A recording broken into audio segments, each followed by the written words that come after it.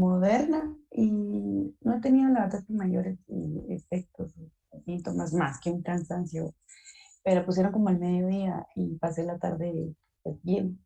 Hasta hace como, no sé, como a las 5 tal vez de la tarde empecé a tener como un poco de sueño, pero de ese sueño que es más del que normalmente le da a uno en la tardecita, ¿verdad? Entonces, eh,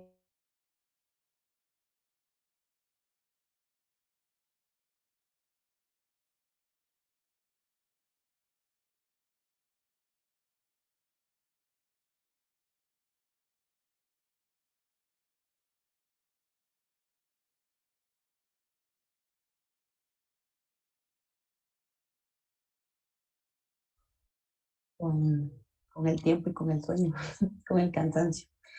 Eh, Quisiera empezar tal vez como para hacerme una idea de qué es lo que hasta el momento ustedes entienden o saben del derecho mercantil. No, no que me den una definición estructurada y súper técnica, ¿verdad? Sino que solo que me den tal vez como la idea general eh, de qué entienden ustedes por derecho mercantil o qué creen que regula o que norma el derecho mercantil. Entonces, el que quiera decírmelo, pues desconecte su micrófono y adelante, ¿verdad? Solo, no, no se preocupen, no, no quiero ideas técnicas al 100%, pero sí solo para entender un poquito más o menos qué idea tienen ustedes de esta rama del derecho.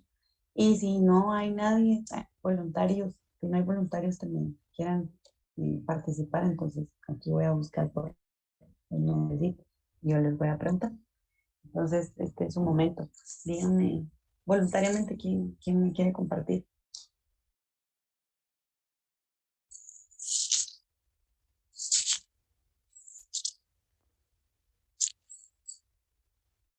Muy buenas noches, Lick. Buenas noches, Josué, ¿verdad? Buenas noches. Sí, buenas noches, licenciada. Yo entiendo como derecho mercantil aquella rama del derecho que regula todos los actos comerciales o digamos en el cual se va a, digamos, en el derecho privado, la gente mediante su declaración de voluntad decide pues formar sociedades y esto con el fin de comerciar, ¿verdad? O de crear actos. Sí, así es. Y permítanme, porque otra vez mi internet, no sé a qué router me conecta.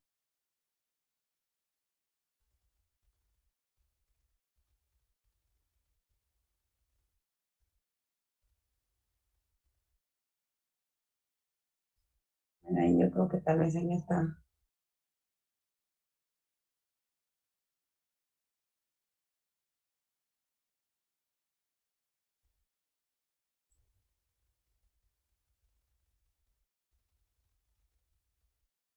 ahí está, perdón. Pero sí la escuché, Josué. Muchas gracias. Sí, sí, más o menos por ahí vamos. Eh, ¿Alguien más? No, dos personas más que me puedan. mm, Buenas noches, licenciada. Buenas noches. Eh, yo lo defino como un conjunto de normas, las jurídicas, ¿verdad? Que regulan a las personas, las relaciones y los actos que tienen que ver con el comercio. Ujú, sí. ¿Y alguien más? Gracias, Patricia. Hola, licenciada, buenas noches. Mi nombre es Cristian Santizo. Bueno, pues derecho mercantil, sí, pues imagino que ha de ser así como leyes que regulan procesos realmente de cómo iniciar una empresa, por ejemplo, porque ajá, eso de abrir una empresa pues no es nada fácil, lleva un montón de procesos, un montón de requisitos que al menos para uno es un dolor de cabeza, al menos si uno quiere abrir una empresa en sí, por su lado, es bien difícil. Entonces, sí, pues creo que el asesoramiento de un abogado, bueno, en este caso abogado y notario, pues es esencial totalmente, ¿verdad? Sí, muchas gracias, Cristian. Bueno, sí, yo creo que todos tenemos como la idea general, ¿verdad? Relacionamos automáticamente derecho mercantil con comercial. Porque se nos viene nuestra mente rápido derecho mercantil y registro mercantil, ¿verdad? Porque pues es la institución en donde se registra todo lo que le concierne al derecho mercantil aquí en Guatemala. Eh, Como bien saben, cada actividad de la vida del ser humano, cada relación que tiene el ser humano en la sociedad está regulada por cada rama específica. Y pues cada una de esas ramas tiene en específico regular un tipo de relaciones del hombre en la sociedad. Por ejemplo, todo lo que tiene que ver con fenómenos delictivos, por ejemplo, pues todos sabemos que eso le concierne al derecho penal. Cuando hablamos sobre la administración del poder público, pues nosotros sabemos que esto le corresponde al derecho administrativo. Si hablamos de las relaciones entre patronos y trabajadores, sabemos que esto pues le concierne al derecho laboral. Entonces, ¿qué tipo de relaciones son las que le conciernen al derecho mercantil? En un inicio, ¿verdad? Lo que regulaba el derecho mercantil pues era la actividad, era únicamente la actividad profesional del comerciante. ¿En qué consistía esta actividad profesional del comerciante? Pues la única actividad que se tenía era de intermediación, llevar las mercancías o las mercaderías del productor hacia el consumidor. Y esto era lo que el derecho mercantil pues regulaba y limitaba. Claro, pero la vida económica evoluciona, con esto el comercio, ¿verdad? Si el comercio evoluciona, la economía evoluciona. Y fueron entrando en el campo de acción del derecho mercantil otro montón de actividades, ya no solo la intermediación del comerciante, tantas actividades que el derecho mercantil empezó a regir.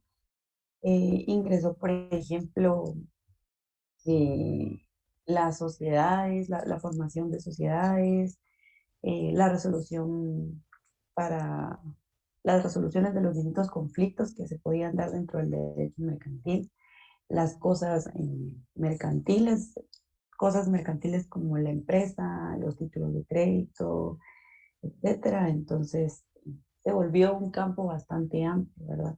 Y de hecho, está sujeto siempre a constante cambio. El derecho mercantil es uno de los más. Y esto hace que el legislador no pueda prever eh, todo lo que va a suceder en el derecho mercantil porque cambia constantemente, ¿verdad? Es una de las ramas más nuevas si tomamos en cuenta lo antiguas que son otras ramas del derecho.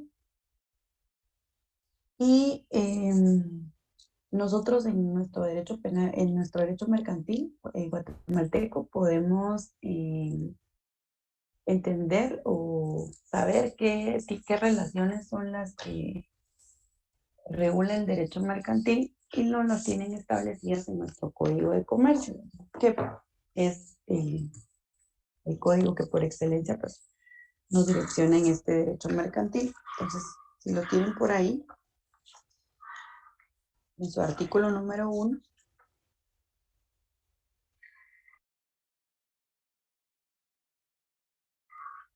aplicabilidad. Los comerciantes en su actividad profesional, los negocios jurídicos mercantiles y cosas mercantiles se regirán por las disposiciones de este código y en su defecto por las del derecho civil, que se aplicarán e interpretarán de conformidad con los principios que inspiran el derecho mercantil. Y podemos ver aquí nos está dando estas relaciones que yo les hablaba, ¿verdad? La actividad de los comerciantes los mercantiles y las cosas mercantiles. Y nos habla que se van a regir estas actividades por el Código de Comercio y que en su efecto las del derecho civil. Aquí hay un comentario muy interesante que hay que realizar porque el legislador colocó aquí y en su efecto por las del derecho civil, pero se entiende que no se refiere al derecho civil en sí. Aquí tuvo un error de redacción porque pues sí se entiende que el espíritu de la norma quiso decir las del Código Civil. Esto porque el derecho civil pues es un conjunto de principios, pero el derecho en sí no norma, ¿verdad? No rige, entonces no establece. Entonces quiso decir en el Código Civil, porque como vamos a ver más adelante, pues el derecho mercantil sí hace mucho tiempo sí se regía por el Código, por el Código Civil. Entonces aquí sí le pueden hacer ahí una donde dice, bueno, tal vez no tacharle o si ustedes después se recuerdan porque solo para hacer una anotación que se refería al Código Civil y no al derecho civil. Y sigue el artículo diciendo, ¿verdad? Que se aplicarán e interpretarán de conformidad con los principios que inspira el derecho mercantil. Aquí hay otro errorcito de redacción por parte del legislador en la parte que dice con los principios que inspira el derecho mercantil. El errorcito aquí está tan chiquitito que si le hubiera puesto el legislador una A en lugar de esta E en el derecho mercantil, si dijera principios que inspira al derecho mercantil, porque el derecho mercantil no inspira principios, son los principios los que inspiran al derecho mercantil. Entonces, solo para que tengamos claro con ese artículo qué pasó ahí, pero pues fue un errorcito del legislador, pero pues sí se entiende el espíritu de la norma. Entonces, vamos a empezar con los aspectos históricos del derecho mercantil, las pequeñas, las etapas por las que ha pasado. Yo aquí les voy a compartir vamos a ver, dice, se queda trabada la pantalla. Bueno, vamos a ver si sigue, no sé si sigue pasando todavía ahorita que me estoy quedando congelada. Me avisan si, bueno, saben que voy a intentar conectarme desde los datos del teléfono porque este sí tendrá más, lo tengo aquí cerca, entonces de repente con este sí me da como el internet más directo.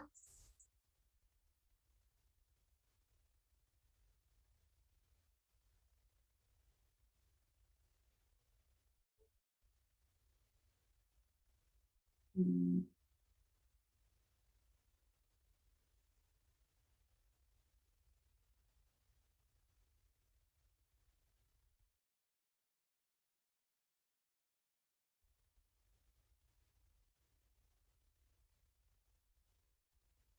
Ahora creo que ni este me aparece acá.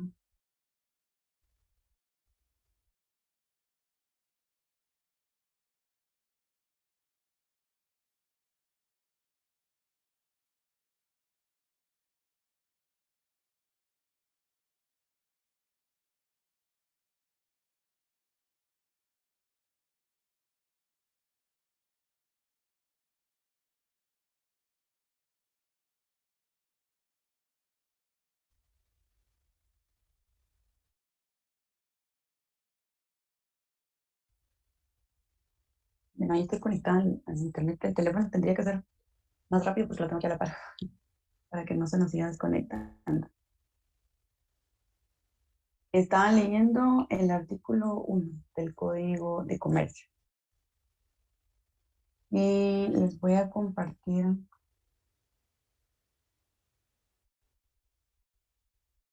la cámara para compartirles esta presentación.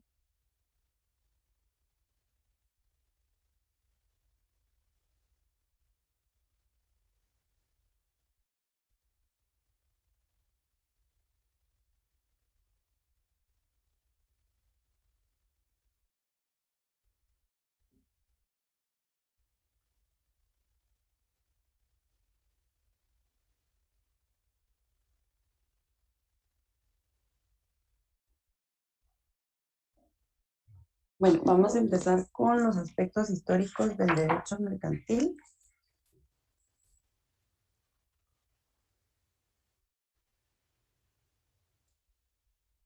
Bueno, como ya les había comentado, ¿verdad? Esto se trata de una rama bastante reciente, pues si la comparamos con el resto de ramas del derecho que tienen muchísimos años de existencia, ¿verdad? Eh, en un inicio, ¿verdad? El hombre bueno, eso nos lo cuenta pues la historia, la antropología, este tipo de ciencias, nos cuentan cómo el hombre al inicio pues satisfacía sus necesidades con los bienes que la naturaleza pues le proporcionaba. Única y exclusivamente utilizaba este tipo de bienes para su consumo, pero pues con la evolución del hombre empezó a utilizar sus habilidades físicas e intelectuales para hacer como producir otro tipo de bienes con los mismos bienes que la naturaleza le proveía. Y empezó de igual forma a utilizarlos para su beneficio propio y para beneficio de la comunidad a la que posiblemente pertenecía, ¿verdad? Pero bueno, la actividad económica con la evolución pues también sufre sus transformaciones y con la división del trabajo empiezan pues a haber tipos de oficios, ¿verdad? Y entre estos oficios aparece la que nos concierne, que es la del mercader o comerciante. Este no tenía pues no un proceso directo en la producción de los bienes, pero como les había comentado, pues era el intermediario, ¿verdad? Era quien se encargaba de llevar y traer de productor a consumidor. Y así es como surge la actividad profesional del comerciante. Al principio, pues era muy sencillo. Yo tenía ciertas habilidades y hacía, no sé, trabajaba mi tierra y tal vez yo producía un tipo de grano, pero mi vecino producía otro tipo de grano que yo no podía, no tenía las habilidades o no tenía las herramientas. Entonces el comercio empieza a darse con el trueque, ¿verdad? Que era al inicio, pues yo te doy mi producto, tú me das mi producto y así ambos satisfacemos nuestras necesidades.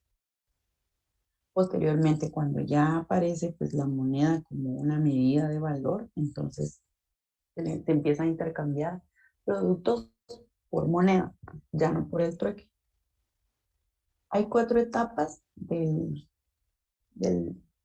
históricas del derecho mercantil. La primera es el derecho mercantil en la antigüedad. La número 2 es el derecho mercantil en la Edad Media. Y la número 3, el derecho mercantil en la época moderna. Y la 4 es la situación actual del derecho mercantil.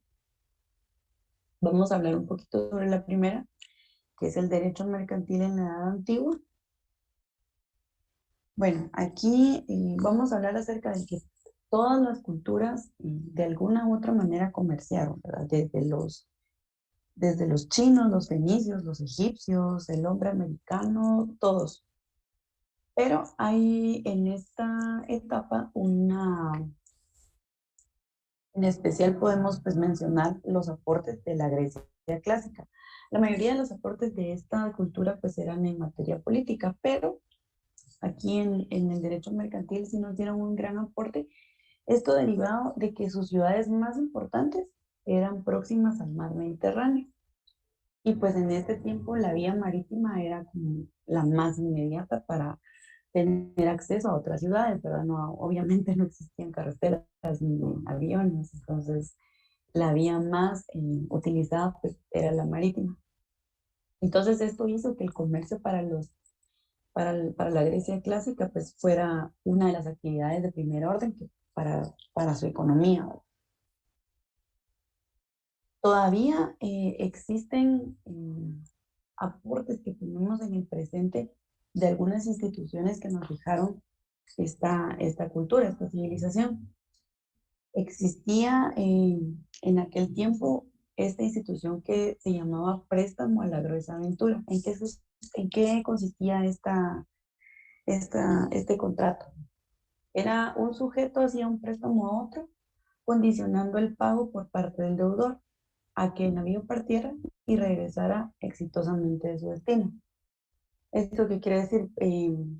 Yo hago un préstamo a uno de ustedes para que ustedes zarpen con un navío lleno de mercaderías, pero el pago que ustedes me van a hacer a mí va a depender de que este navío parte y regrese exitosamente de su destino, o sea, que haga exitosamente la entrega, ¿verdad? Al final era un riesgo que el prestamista corría, ¿verdad? Porque podía ser que el barco naufragara o sufriera un siniestro y no regresara exitosamente de su destino y se perdiera su dinero prácticamente en el camino, ¿verdad? Era un préstamo aventurado, por eso se llama préstamo de largas aventuras, un préstamo aventurado. Actualmente se dice que este tipo de contrato es un antecedente de lo que hoy conocemos como un contrato de seguros. También nos dejaron una institución que se identificaba como la echazón. Acá dice, ¿verdad? Este es un acto por el cual el capitán del buque podía aligerar el peso de la carga echando las mercaderías al mar y sin responsabilidad por las pérdidas, si con esto evitaba un naufragio. Entonces, pues aquí creo que está bastante claro cómo lo define, pues yo soy el capitán del buque y llevo un barco lleno de mercadería, pero ¿qué pasa si mi tripulación corre peligro o si el resto de tripulación corre peligro? Pues tengo toda la libertad de tirar la mercadería al mar y con esto yo voy a evitar un mal superior, ¿verdad? Un mal más grave. Este tipo de contrato todavía está regulado en el derecho marítimo actual, solo que tiene un nombre diferente. Se le conoce actualmente como avería gruesa. Y sí existe en el derecho marítimo eh, ciertas adaptaciones a la realidad, pero, por ejemplo, todavía se utiliza en los barcos que llevan, por ejemplo, contenedores de mercadería. eh, sigue operando igual, que no tiene ninguna responsabilidad del capitán, pero si se llega a perder algo de mercadería, o sea, averiar o darse por pérdida total la mercadería de algún contenedor, el resto de clientes del barco va a pagar al cliente que se le perdió su mercadería, ¿va? Por ejemplo, van 10 contenedores en un barco y me están preguntando si voy a compartir las diapositivas. Sí, estas sí se las voy a subir al Classroom. Ahí al finalizar cada clase yo se las voy a dejar ahí para que ustedes las puedan estudiar o tenerlas ahí como material de apoyo. Como les decía, por ejemplo, un barco lleva 10 contenedores y somos 10 dueños diferentes. Entonces, cuando el barco está navegando, por ejemplo,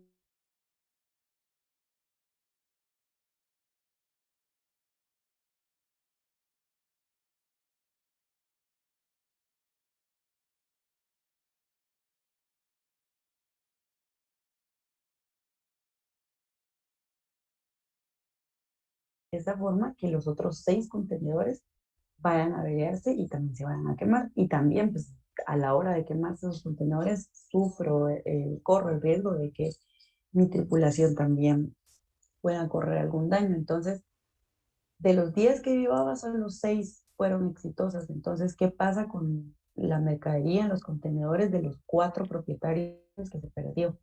Entonces, en la totalidad, o sea, los otros 6 van a indemnizar a estos 4, o sea, todos vamos a pagar los 10, vamos a pagar una parte proporcional a la mercadería que llevábamos. Eso pues sí se da en la actualidad todavía.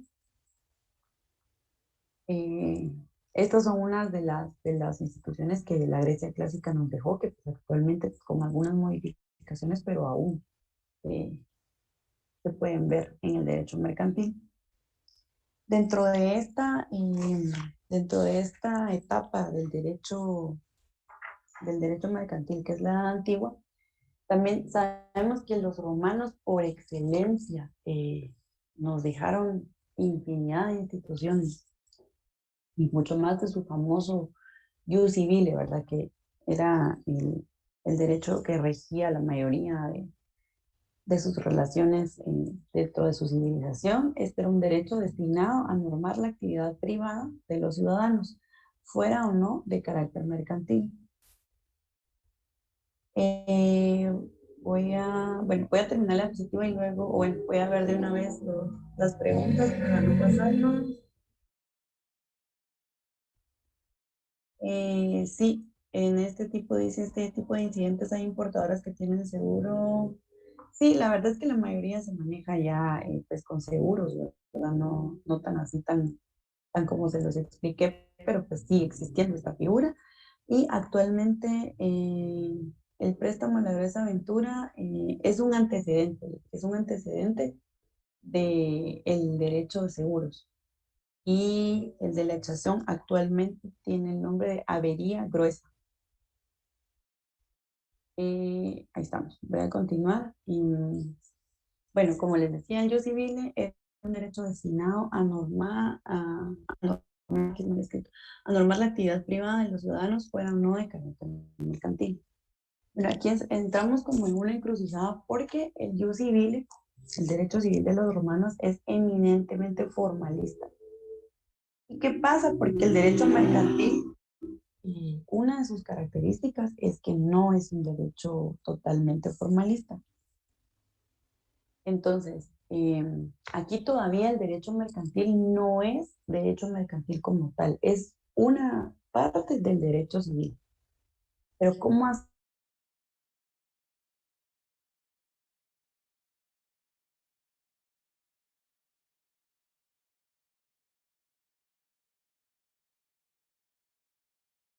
le dan la facultad al pretor? Pretor era el nombre que se le daba como a los jueces, digamos. Entonces le dan la facultad de que cuando se trate de un asunto eminentemente comercial, se le apliquen las normas del derecho civil, pero de una forma no, sino un poco más elástica, y que el pretor se fije en el caso concreto, o sea, no puede aplicar de igual forma todas las normas del derecho civil en asuntos comerciales, porque todos los asuntos van a ser diferentes, todos los casos van a tener situaciones distintas. Se dice también que este tipo de, como de facilidades que le dieron al pretor es un antecedente también de lo que ahora conocemos, ¿verdad? Que actualmente pues los jueces adaptan la ley a un caso en concreto. Pero aquí el derecho mercantil aún no es autónomo. En esta etapa antigua todavía no es un derecho autónomo, sigue siendo un derecho como una parte del derecho civil. Y pasamos a la siguiente etapa del derecho, que es el derecho mercantil en la Edad Media. Entonces, acá una de las manifestaciones de esta etapa es que existía la organización del feudalismo, ¿verdad? Entonces, aquí el titular pues, de un feudo, de su porción de tierra, era el que ejercía todo el poder en su jurisdicción territorial, ¿verdad?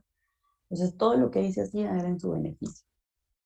Y eso pues también incluía eh, el poder político, como tenía siervos a su cargo, entonces sí generaban la agricultura en sus territorios, pero no para comerciarla, porque eso les parecía deshonroso, entonces era solo en su beneficio.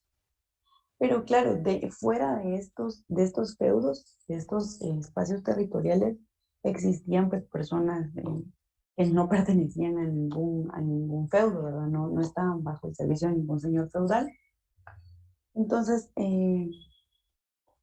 se forman villas o pueblos en donde se atrinchera la naciente burguesía comerciante. La naciente burguesía eran personas, como les dije, independientes, ¿verdad? Artesanos o carpinteros, de todas estas oficios independientes eran los que conformaban la naciente burguesía.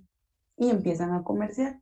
Entonces, esta clase social, esta composición que se dio dentro de la sociedad, marcó una etapa transformadora en todo lo que rodeaba y podía inducir cambios en la riqueza comercial. La importancia de esta burguesía no radicaba tanto en los bienes territoriales que pudieran tener, sino que en la riqueza monetaria que empezaron a producir con el tráfico comercial. Estos comerciantes empezaron a organizar en asociaciones que llamaron corporaciones. Y estas corporaciones se empezaron a regir por estatutos que no eran más que las costumbres que recogieron de lo que de lo que ellos mismos venían haciendo ya, ¿verdad? Entonces de aquí es que al derecho mercantil, no sé si lo han escuchado alguna vez, pero se le llama también derecho corporativo o derecho estatutario. De hecho, por ejemplo, la Universidad Landívar, nosotros en San Carlos existe una maestría que es maestría en Derecho Mercantil, pero por ejemplo, la Universidad de Landívar le llama maestría en Derecho Corporativo, pero pues viene siendo lo mismo, ¿verdad? Es el mismo contenido. Es en esta etapa cuando ya el derecho mercantil se transforma en un derecho autónomo del derecho civil. Aquí por fin ya es un derecho mercantil como tal, en esta etapa de la historia. Y continúa el derecho mercantil en la época moderna. Todos los antecedentes que se van dando en la historia, ¿verdad? Todos han marcado o influyen en el derecho mercantil. Y pues el descubrimiento de América no es la excepción, ¿verdad? El descubrimiento de América también surge este efecto de expandir el mercantilismo europeo, ¿verdad? El descubrimiento de América, dice acá, no fue un accidente, fue el resultado de las pretensiones de España, Inglaterra, Francia, Holanda e Italia que buscaban nuevas rutas para nuevos mercados. Como ya habíamos hablado, pues la vía principal de comunicación era el mar y en esa etapa seguía siendo el mar. Y pues entonces la legislación mercantil insistió en seguir siguiendo por esta vía para el tráfico comercial. En la legislación de Napoleón en 1807 suceden dos hechos importantes. El primero fue que se promulgó un código propio para el comercio. Y el segundo, el derecho mercantil dejó de ser una ley clasista para convertirse en un derecho destinado a regir relaciones objetivas, que la ley tipifica como comerciales, siendo irrelevantes que el sujeto de las mismas sea o no comerciante.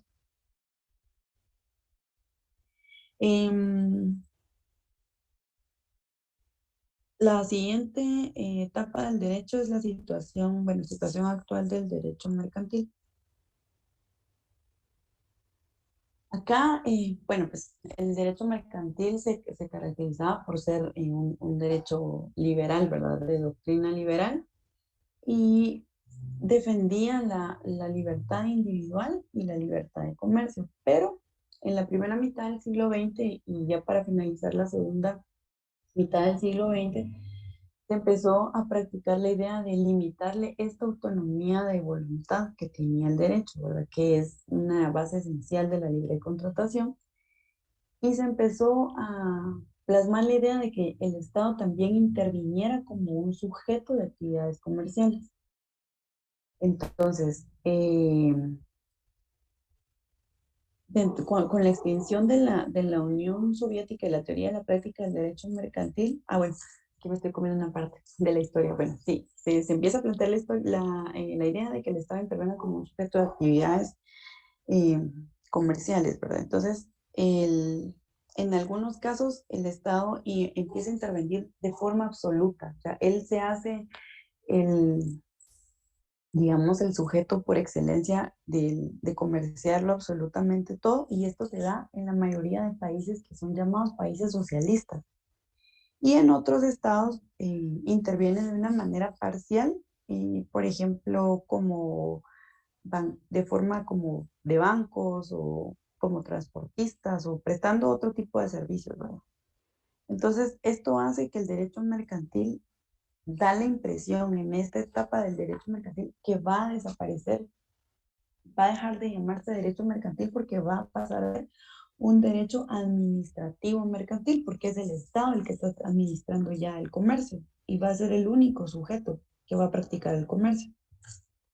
Sin embargo, ahora sí, con la extinción de la Unión Soviética, con la extinción de esta unión de países socialistas, entonces se replantea nuevamente el derecho mercantil y se replantea sobre la base de sujetarse a algunos puntos guías de la actividad comercial y de las leyes y costumbres que lo rigen. Entonces se establecen unos puntos importantes acá que consisten en retirar al Estado de la función de sujeto comerciante, que en el desarrollo del comercio no haya monopolios ni privilegios y adaptar la legislación nacional a la práctica de una economía globalizada. Entonces se pretende que el Estado ya reduzca su intervención en la economía, ¿verdad? En el mundo del comercio, porque claro, la intervención del Estado sí es necesaria en algunos puntos, como por ejemplo en la educación, en la salud, en este tipo de necesidades que puede tener un país o una región, ¿verdad? Pero no se justifica que en los actos de comercio el gobierno sea, por ejemplo, que nos va a comerciar los granos básicos o la leche, o sea, eso no sería una tarea del Estado, ¿verdad? Proveer tal vez alimentación como, por ejemplo, no sé, se me ocurre cuando yo ya no estudié en esa etapa, pero cuando cuentan los papás o los abuelitos que en las escuelas pues les proveían, o yo creo que todavía pasa, que, bueno, ahorita no porque estamos en pandemia, pero que les daban refacciones y este tipo de cosas, bueno, desde ese punto de vista, ¿verdad? Pero ya comerciar el Estado y convertirse en quien nos vende el, los productos básicos, la leche, los granos, esto pues no se puede dar. Y sí, como Cuba, exacto, ese es un país socialista donde el Estado es quien provee bueno, no comercia porque lo provee, pero sí, un país socialista es, por ejemplo, como Cuba. Bueno, entonces se entiende, como les decía acá, bueno, prohibir los monopolios, ¿verdad? Porque los monopolios y los privilegios pues niegan que en la actividad comercial exista una libre competencia. Entonces, esto también es parte de lo que se replantea el derecho mercantil en esta etapa. Y bueno, pasamos a los aspectos históricos del derecho mercantil guatemalteco. Bueno, empezamos desde el periodo colonial, ¿verdad? En donde sabemos que pues Guatemala se regía por los dominios españoles y pues por lo tanto su legislación jurídica estaba basada en las leyes españolas. Las más conocidas de estas eran las leyes de India, leyes de Castilla y creo que la ordenanza de Bilbao. Estas tenían un mínimo de normas que estaban destinadas al comercio y estas eran las que nos regían, ¿verdad? Y la Capitanía General de Guatemala pues estaba sujeta al Virreinato de España y el comercio era controlado por el Consulado de México, que era quien ejercía la jurisdicción en todos los países centroamericanos.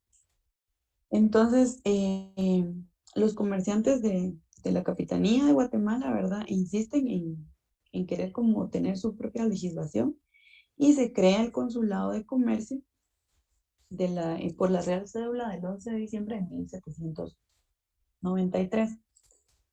Con esta cédula, pues se dispuso la separación de la justicia mercantil de los tribunales comunes y el reservo a jueces especiales el conocimiento de los negocios de comercio. Posteriormente, bueno, obviamente estas leyes se supone que ya eran de nosotros, ya no españolas, pero pues la verdad es que seguían teniendo bastantes beneficios para la corona española. Entonces, posteriormente en el gobierno del doctor Mariano Gálvez, se sustituyen estas leyes españolas y entran en vigencia los llamados códigos de Livingston. Se llaman códigos de Livingston porque fueron creados por el jurista Eduardo Livingston, pero son normas que se redactaron en el estado de Luisiana. Entonces, obviamente, no fueron muy bien aceptadas porque sí había mucha diferencia entre el estado de Luisiana y en ese momento, pues, Guatemala, ¿verdad? Entonces, no se adaptaron como correctamente y pues sí dieron una resistencia de aceptación. Y posteriormente, o sea, aunado a esto, llega el gobierno de Rafael Carrera y esto pues significó que se quedó estancada la evolución legislativa y volvimos a tener la legislación española, como que lo poco que se había avanzado se volvió a regresar. En 1877 se promulgaron los nuevos códigos de Guatemala. Esto incluyó el Código de Comercio y tenía una ley especial de enjuiciamiento mercantil. Se le consideró que fue realizado de una copia del código de Chile y se emitió por un decreto gubernativo número 191 del 20 de julio de 1877. Desde 1877 nos vamos, en todos estos años hasta 1942, pues tuvimos esta ley que les acabo de decir y en 1942 ya se promulga el nuevo Código de Comercio que estaba contenido en el decreto número 2946. Reunió en un mismo cuerpo una serie de leyes que antes pues estaban dispersas, las reúne en la misma ley y sobre todo ya incluye pues convenios, convenciones internacionales en materia de letra de cambio, pagaré y cheque. Esto era como, la letra de cambio, el pagaré y el cheque es como el aporte importante de este nuevo Código de Comercio. Desde 1942, pues nos vamos a 1970 que ya es el código que tenemos actual. Se promulga el decreto 270 del Congreso de la República que contiene el actual Código de Comercio. Para su elaboración se tomaron en cuenta otros códigos centroamericanos, sobre todo el de Honduras, y esto se hizo pues con la idea de buscar como una unificación legislativa que pudiera como facilitar el comercio con estos países centroamericanos. Este nuevo código, nuestro actual código de comercio, pues ya tiene nuevas instituciones, mejoró un montón la materia jurídica mercantil. Ya con este código se da la creación del registro mercantil, ya que antes esta función de registro que tiene ahora el registro mercantil lo tenía el registro civil, pero pues de una manera muy limitada. En materia de títulos de crédito, pues en este código ya se incorpora la factura cambiaria. Los contratos también que se consideraron mercantiles dejaron de formar parte del Código Civil y empiezan a formar parte del Código de Comercio. Contratos como el fideicomiso, el contrato de edición, el de radiodifusión, pasan a ser ya parte del Código de Comercio. Este código pues ha recibido bastantes modificaciones y reformas desde su creación y pues esto ha sido pues porque, como les contaba, el derecho mercantil pues ha sido uno de los que evoluciona más rápido. Por ejemplo, hace poco tuvimos eh, estas reformas de la sociedad de emprendimiento y es lo que les decía, que los legisladores pues no pueden prever una totalidad de normas para esta materia porque sí es de constantes evoluciones, entonces no se puede prever, el legislador no lo puede prever todo, ¿verdad? Eh, bueno, entonces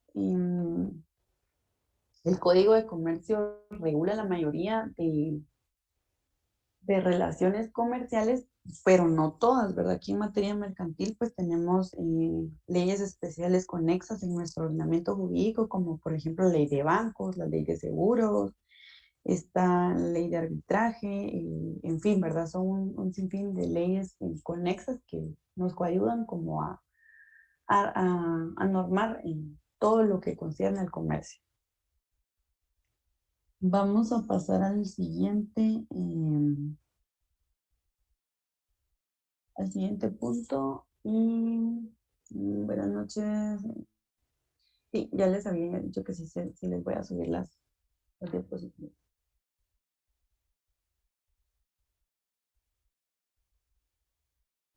Mm,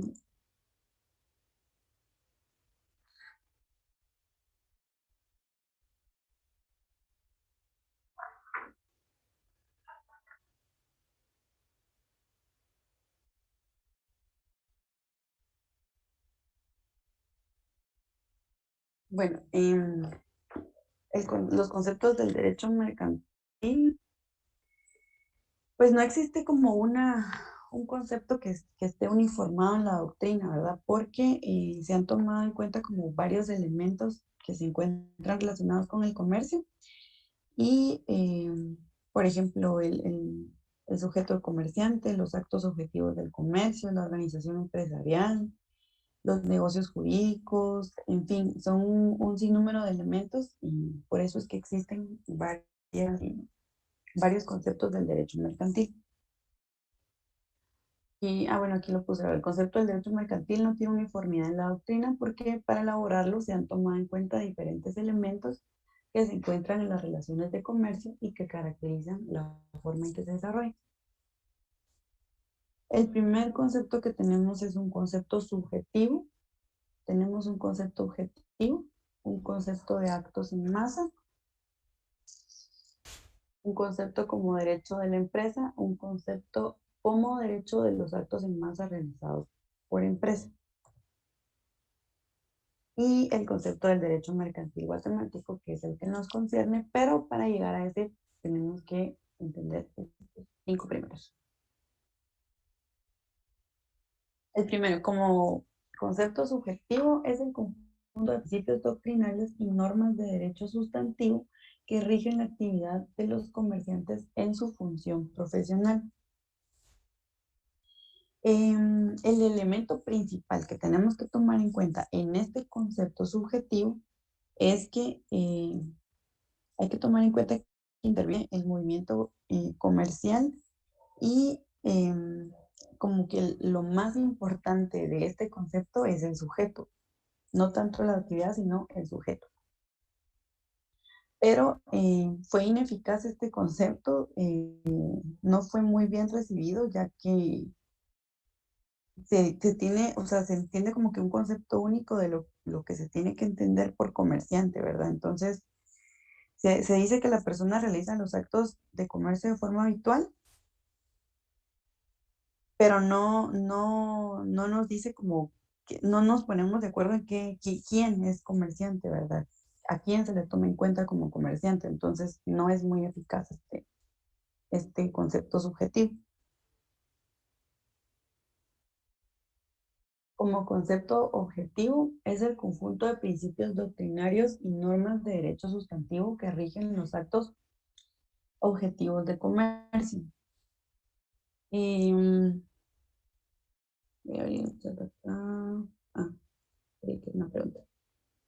En el concepto objetivo, pues aquí en el concepto subjetivo, pues el acto principal de ese concepto es, lo importante de ese concepto es el sujeto. Y acá, como concepto objetivo, el elemento importante o clave es el comercio.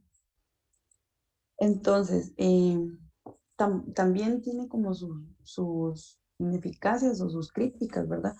Ya que, bueno, este concepto nos dice que ya no va a funcionar el derecho mercantil en torno a los sujetos a quienes está destinado, sino que se refiere a una serie de relaciones que están tipificadas en el Código Mercantil.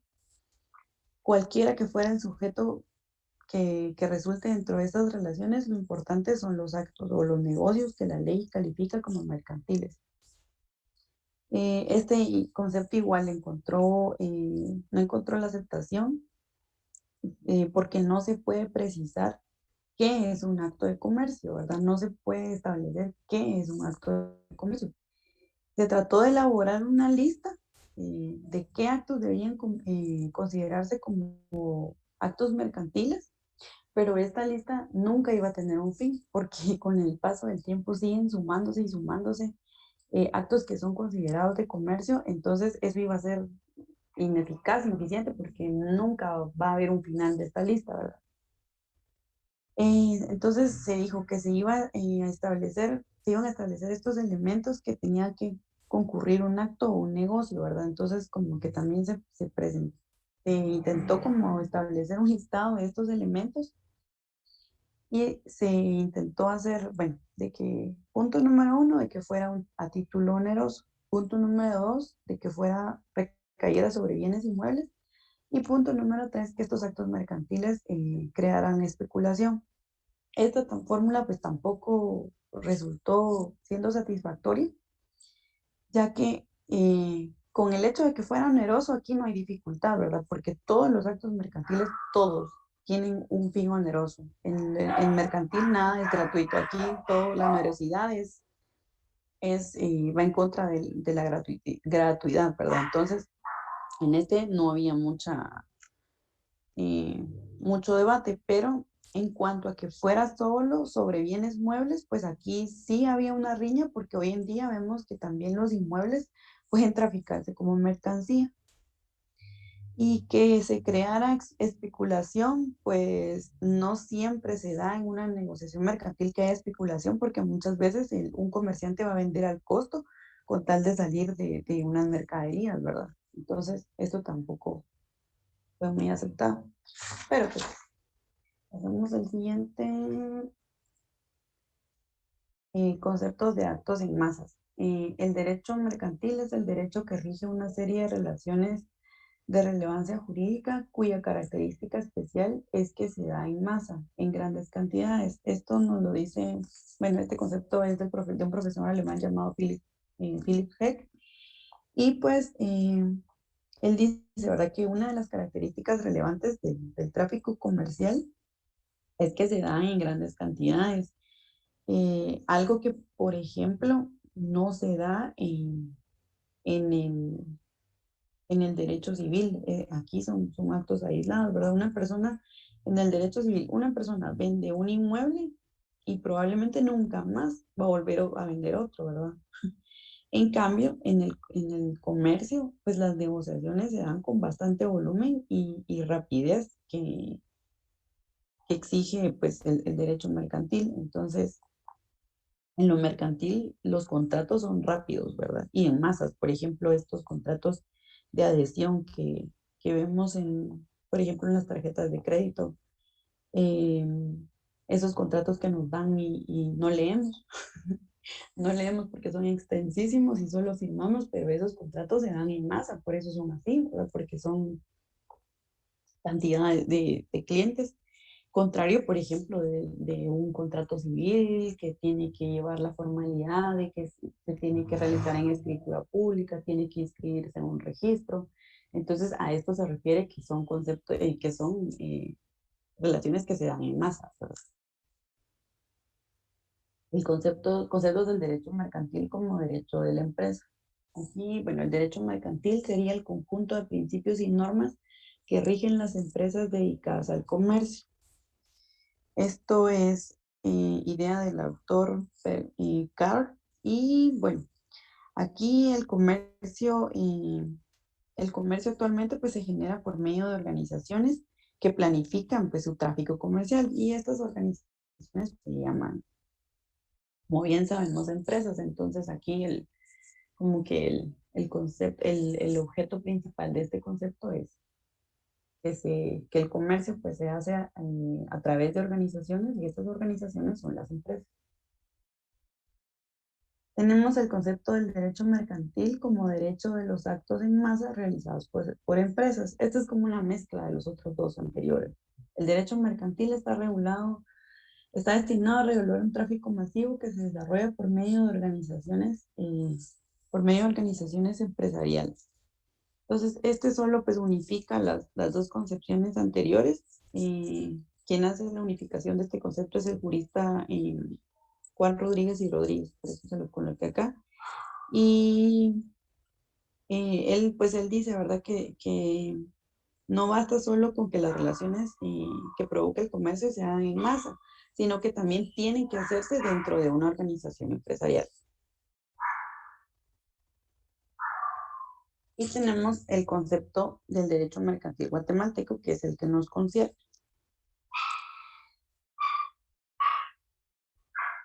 Bueno, el Código de Comercio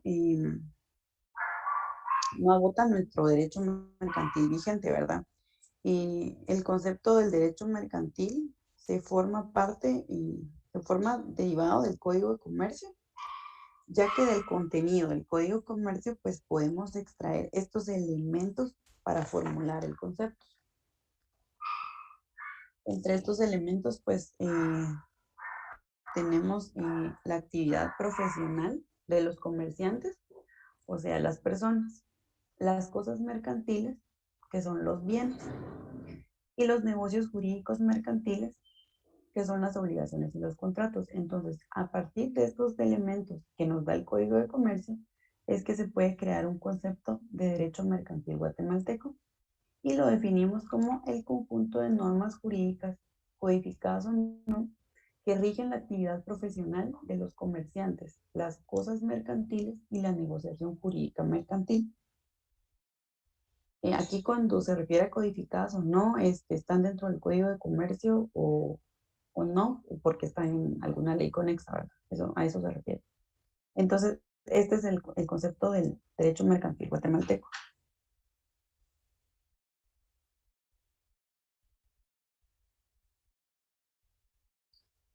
Y vamos a las características del derecho mercantil.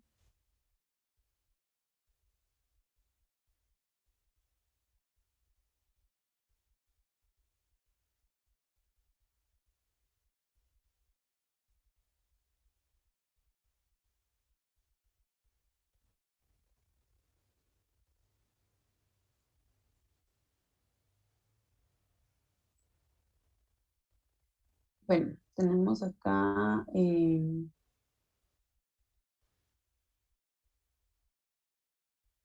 bueno, la primera característica del derecho mercantil es, como les había mencionado anteriormente, que es poco formalista, ¿verdad?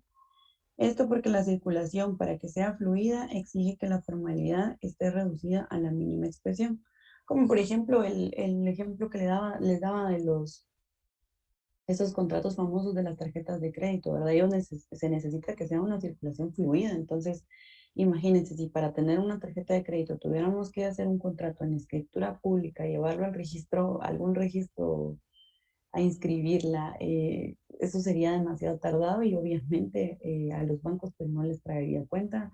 eh, Sería como un estancamiento más con lo burocrático que suelen ser los trámites en nuestras instituciones. Entonces, esto no sería como de beneficio para las instituciones bancarias en este ejemplo. Entonces, a eso se refiere con que es poco formalista, porque se necesita que sea en masa, ¿verdad? Entonces, se reduce la formalidad para que sea lo más rápido posible. La segunda característica es que inspira rapidez y libertad en los medios para traficar. El poco formalismo comentado se relaciona con la agilidad del tráfico comercial. El comerciante debe negociar en cantidad y en el menor tiempo. Bueno, pues yo creo que esto está así bastante claro. Esto quiere decir que se obliga, digamos, a que el derecho funcione a la par de la realidad social, ¿verdad? La realidad que se está presentando.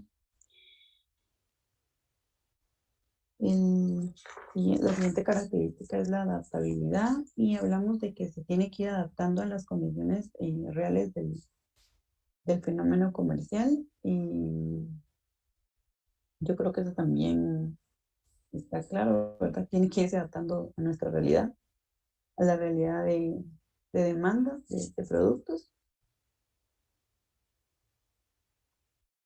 4, tiende a ser internacional. Y la producción de los bienes y los servicios no es exclusivamente para el comercio local. Se produce para el mercado interno y para el mercado internacional, ¿verdad? Como bien sabemos, pues, las importaciones y las exportaciones. Entonces, por eso es que nuestro derecho mercantil, pues de hecho creo que es uno de los que más, es el derecho que más se internacionaliza. La 5 es que posibilita la seguridad del tráfico jurídico. Y la negociación mercantil está basada en la verdad sabida y la buena fe guardada. Ahorita vamos a ver a qué se refiere la verdad sabida. y la buena fe guardada, ya que estos son principios del derecho mercantil.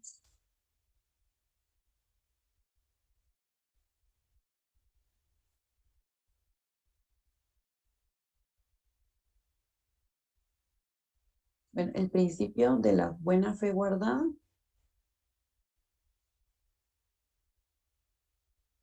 este se refiere a que es el modo sincero con que proceden las partes en los contratos de naturaleza mercantil, que no buscan engañar a la otra parte, sino de actuar de modo honesto y sincero.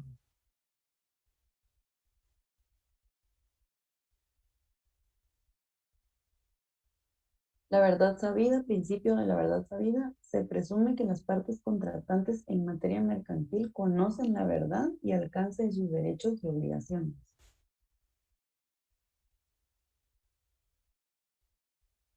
Toda prestación se presume onerosa.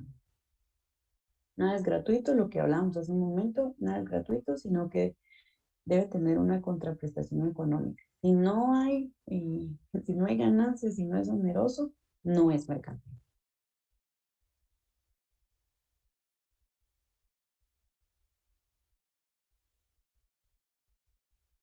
Intención de lucro. En el actuar del comerciante siempre hay la intención de obtener ganancia, que a la postre es la compensación del riesgo corrido en el negocio.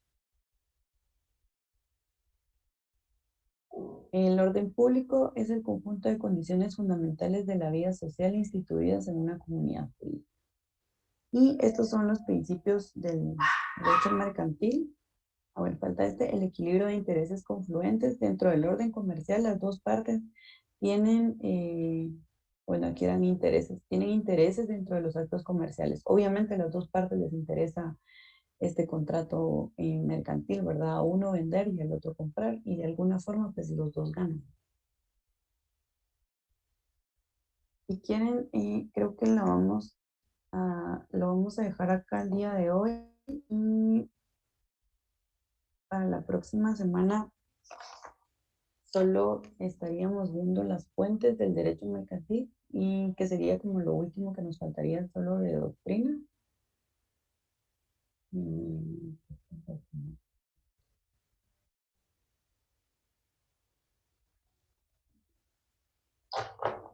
Esto sería lo último, las fuentes del derecho mercantil serían lo último que nos faltaría de doctrina, y entonces ya eso lo veríamos la próxima semana en los primeros minutos de la clase, y luego ya entraríamos de lleno, pues, a ver nuestro código de comercio y a ver a los comerciantes, y ya de la parte menos tediosita. Tal vez esto es un poco tedioso. Se los compartí en diapositivas para que puedan leer los conceptos, y les sirva de material de apoyo. Entonces, voy a subir, ahorita de una vez voy a dejar subidas las diapositivas acá para que puedan tener acceso a ellas. Eh, Ay, miren, y con lo del WhatsApp, no sé si los dos o los tres encargados del grupo de WhatsApp me pueden mandar, les dejé mi correo, está ahí en Classroom el correo, si me pueden mandar un correíto y me dan su número de teléfono, así yo les mando un mensajito para que me agreguen, y yo los dejo agregados también. Creo que esto sería todo, entonces vamos a dejarla acá, y no les voy a dejar tarea. Les dije que los jueves les iba a dejar tareas, pero no todos los jueves. Por eso este primer jueves no les voy a dejar nada esta semana. Y no sé si tienen alguna otra duda antes de que cerremos. Licenciado, les saludo Arnoldo. Buenas noches. Licenciada, pues yo tengo una duda, porque fíjese que en la primera clase pues no me pude conectar porque andaba yo trabajando. Pero fíjese que estaba viendo, según los horarios, pues yo me confundí, o no sé, porque yo vi que era lunes y miércoles su clase. Entonces, hasta ahorita que vi, entonces por eso es que me conecté ahorita. Iba a entrar a otra clase el día de hoy. No, sí, fíjese que yo, bueno, todos tuvimos esa confusión, porque sí, inicialmente estaba la clase para los días lunes y miércoles a las 5:30. No sé por qué a última hora me cambiaron el horario, yo también me percaté hasta el día de lunes, y pues no, vamos a tener la clase los días martes y jueves en el horario de las 7 de la noche. si quieren, saben que también les voy a subir, el día lunes solo hablamos sobre los lineamientos que íbamos a tener generales de la clase. Hice una pequeña presentación con los puntos más básicos de las reglas de la clase y de comunicación que íbamos a tener. Entonces, si quieren, también la voy a subir al Classroom para los que no pudieron estar en la primera clase, solo para que tengan como la idea general de sobre qué lineamientos vamos a trabajar. Y también las diapositivas de hoy, pues las voy a estar subiendo. Entonces, no sé si esa es la última o la única duda que hay. Sí, Para licenciado. Bueno, entonces si ya no hay otra duda, igual cualquier duda que tengan, pues igual me pueden escribir al correo y con gusto ahí también las podemos solventar. Entonces eso sería todo por la noche de hoy. Nos vemos la próxima semana, el día martes. Cuídense del COVID. Y miren, bueno, hay que estar pendientes de ver cómo va a estar esto de la vacunación de estudiantes, porque sí está, pues, está bueno que todos nos vacunemos, entonces ahí están pendientes de cómo se va a dar esa vacunación. Cuídense de todos modos del COVID, porque sí, está un poquito feo. Cada día tengo más personas conocidas o que están enfermas o que están internadas, entonces sí está un poquito fea un poquito fea la situación. Cuídense mucho. Nos vemos la próxima semana. Feliz fin de semana y por ahí les voy a dejar el material. Que tengan feliz noche.